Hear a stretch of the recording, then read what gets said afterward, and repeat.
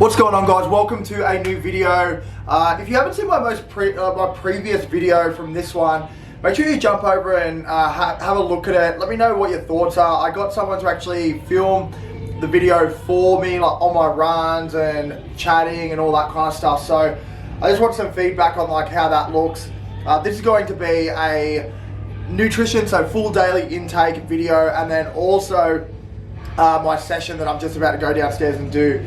I have spent the morning on the computer doing some work in regards to like programming and all that kind of stuff, and then also on the whiteboard behind me is my trainer roster. So just trying to work out some hours with the coaches and where I can slip back in and changing it up so the clients don't get over kind of what we're doing at the gym and like over the trainers, and like it starts to feel like too much like a boring routine. So just going to try and play around with that. I'm going to go downstairs, get my session in, and yeah, I'll run you through that probably with a voiceover and show you those videos and stuff. I'd like to get a legs and shoulder session done today, and then also a 10K run at some point, and show you some of the current intake for nutrition.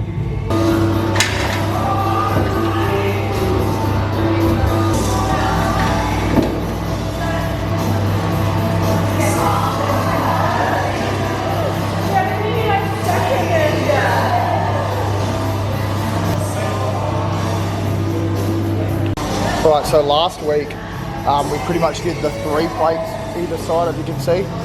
With this part of the program, we pretty much do 3 top sets, and each week it's a bit less reps with more weight.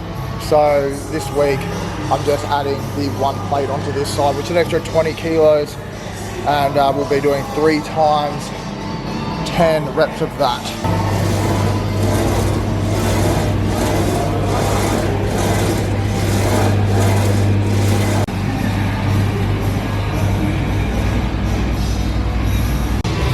So currently the only things that I've taken in today at 10:30 in the morning is protein, 1.5 scoops, pure creatine 10 grams, and then I also had like 6 of these like lollies that I have in the gym just for carbohydrate, 44 grams of carbohydrate before training.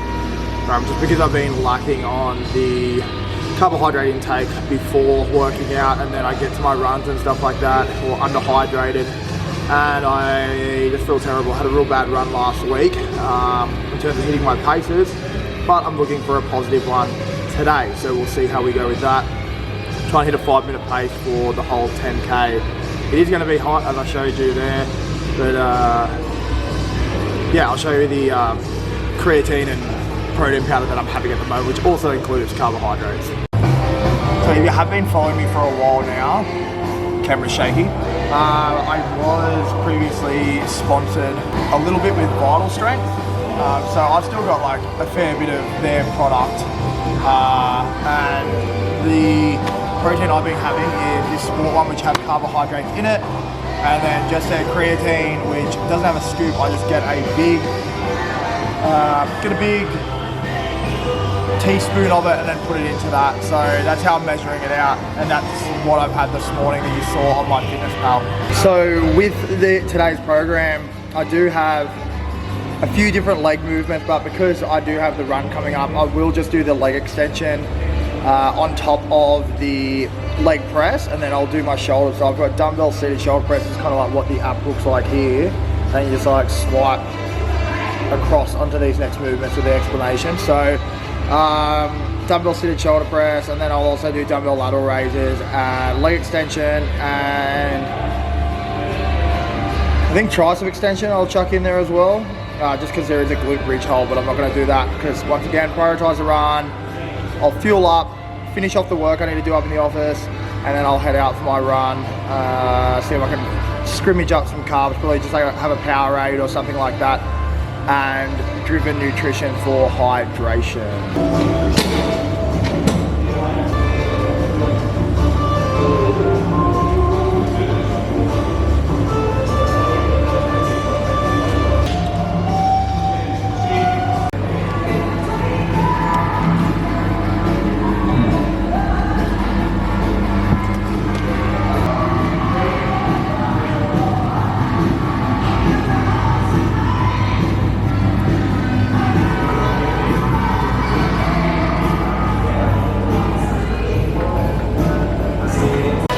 So just did my first set of dumbbell shoulder press, which was at 25 kilos. What you'll see, this is only the second week of the program, on here, that focuses, you'll see the weight from the week before at 25, 30 and 35 at 12, 10 and 8 reps. This week, as you'll see at the top, there's like the 8s are in brackets. That just means that you do all the 8s at the same weight as what you did the previous week, but for the extra additional set of 8. So, and then next week it will be another set of 8 on top of that with the same weight. So that's how the progressive overload works for everything outside of that first movement. Is there, you do the same weight, but just add an extra set. The first week is like pretty cruisy. There's only 3 sets, 12, 10, 8. You go kind of heavy, probably like an 8 out of 10. And then the next week you keep those weights and just add an extra set of that top weight. But then the first movement of each day is actually going heavier on those sets at less reps.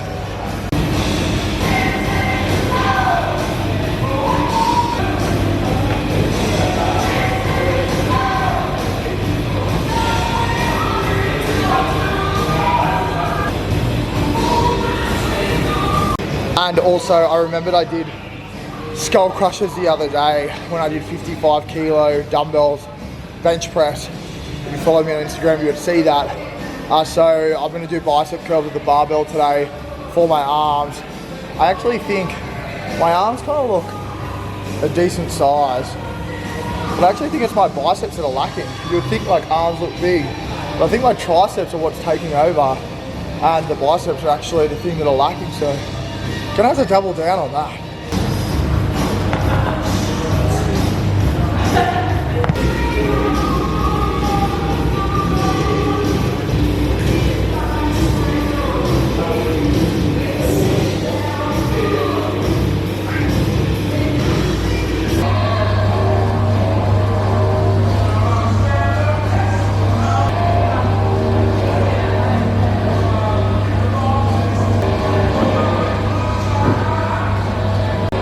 Right, so as we head up the back to do curls, as you'll see, I put in some rear delt flies as well.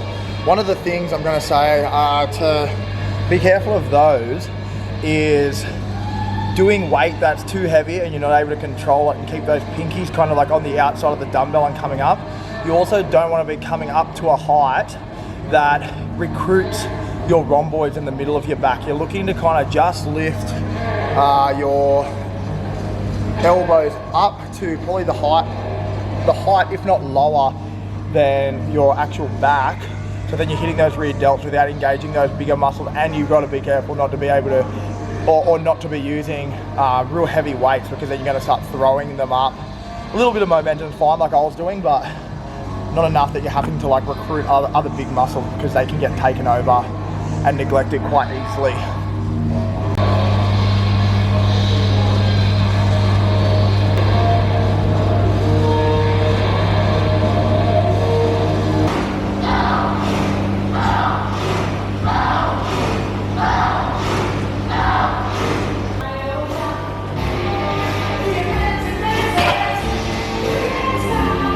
Alright, that workout is done.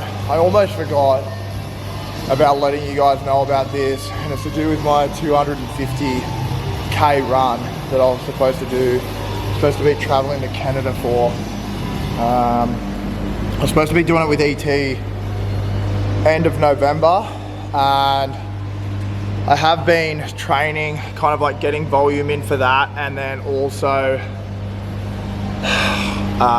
trying to train for my sub 140 half marathon. And the other day he sent me a message and said that he did a CrossFit workout and he's torn his hamstring, so will not be doing that now. So I will not be going to Canada in November for that run anymore. I will be focusing on my half, which, man, a little bit frustrating because I went on that run last week and I didn't hit the paces that I wanted to hit, and I should have been doing more towards the half. I don't know, I was under fuel, I wasn't hydrated, but I left a kind of a shitty feeling, knowing that I should have been dedicating a bit more time to like faster 15s, faster 16Ks, pace stuff, and instead of doing like 25, 30 and all that kind of stuff. So now that that's done, I've got all this volume, I feel fit, but I don't feel fast.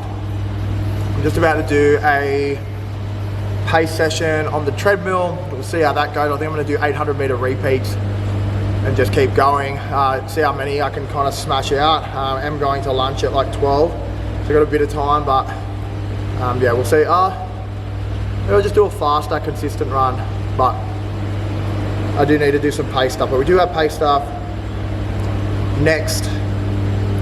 on Friday, so maybe I'll do some pace stuff today,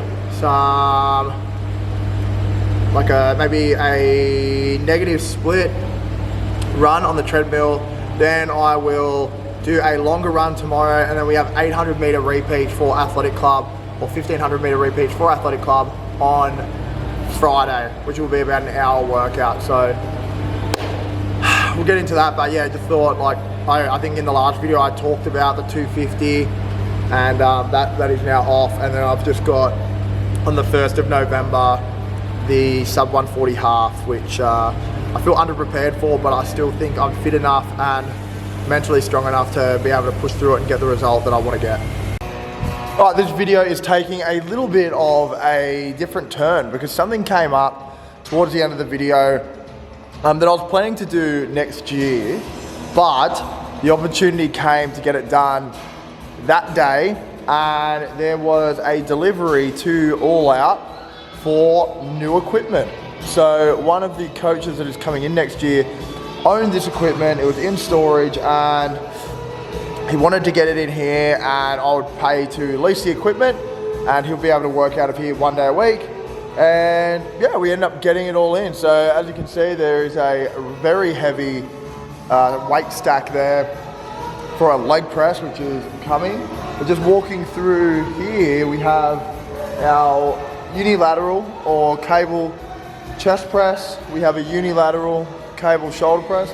This is kind of where it's going to be. So we've shortened the track right up to the halfway point, and this will all be this way. I'm trying to work out whether I'm going to actually rubber mat this area or just like leave it as it is. It's like, I would like to rubber mat it, but now this stuff's all in, it's like, man, it's going to be tough to move it all. So we've also got a unilateral cable lat pull down.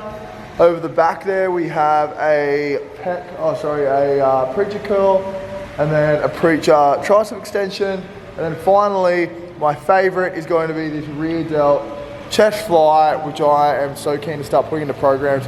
Obviously this will also mean that programs, online and hybrid coaching programs, will be changing for All Out to incorporate these new machines. So that's the end of the video. I think we ate lunch out. I ended up having lunch with the boys after we moved it all, which was GYG, and then I had dinner at home. So the day kind of got thrown out of whack, but that was super exciting.